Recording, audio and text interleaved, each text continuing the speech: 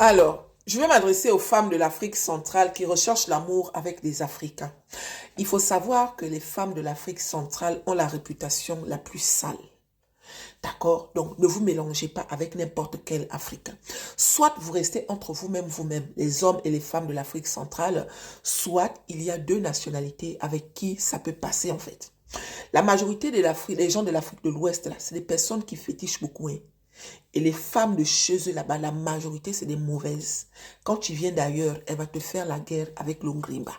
Elle va te faire les fétiches. Moi, je connais beaucoup de femmes qui sont victimes aujourd'hui de sorcellerie de certaines femmes de l'Afrique de l'Ouest. Elle est partie retrouver le monsieur, elle revient chez elle, elle ne se reconnaît plus. Et la majorité des hommes de l'Afrique de l'Ouest, quand ils font l'enfant avec les femmes de l'Afrique centrale, soit ils volent l'enfant, ils emmènent l'enfant dans son pays, soit ils abandonnent l'enfant, ils considèrent que c'est un enfant sale. D'accord? Des fois, il ne dit même pas à sa famille parce que la famille ne va pas accepter qu'il a pu faire l'enfant avec une femme de l'Afrique centrale. Ils disent que les femmes de l'Afrique centrale sont des femmes impures. Parce qu'en Afrique centrale, il n'y a pas la religion musulmane qui domine. Et dans la religion musulmane, ils exigent à ce que les femmes soient pures, c'est-à-dire pucelles avant le mariage. Tandis qu'en Afrique centrale, la majorité des femmes font les enfants avant le mariage. Vous couchez avant le mariage. Et pour eux, ce n'est pas normal.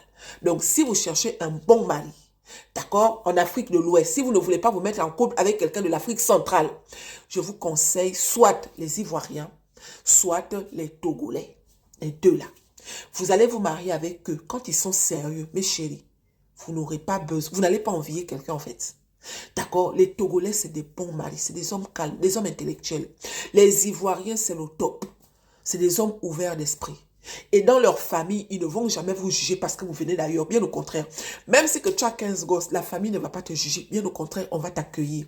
Les sœurs ne vont pas faire la jalousie. Genre, oh oui, pourquoi tu es parti prendre une femme d'ailleurs? Non, ils sont habitués. C'est des gens qui aiment les gens en fait.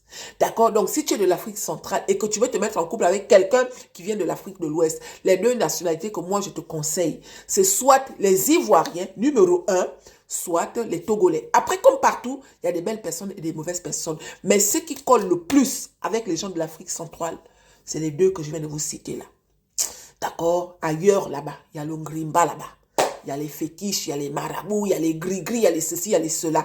C'est pour ça que beaucoup de femmes de l'Afrique centrale se retrouvent avec beaucoup d'enfants sans papa. Parce qu'elles ont fait les enfants avec des hommes que la famille domine. C'est la famille qui dirige. Ça veut dire que même si avec le gars ça marche, la famille va venir mettre opposition en disant que la femme en question n'est pas assez bien pour nous. Elle ne respecte pas ci, elle ne respecte pas ça. Et ce n'est pas seulement avec vous, hein, même avec les blanches.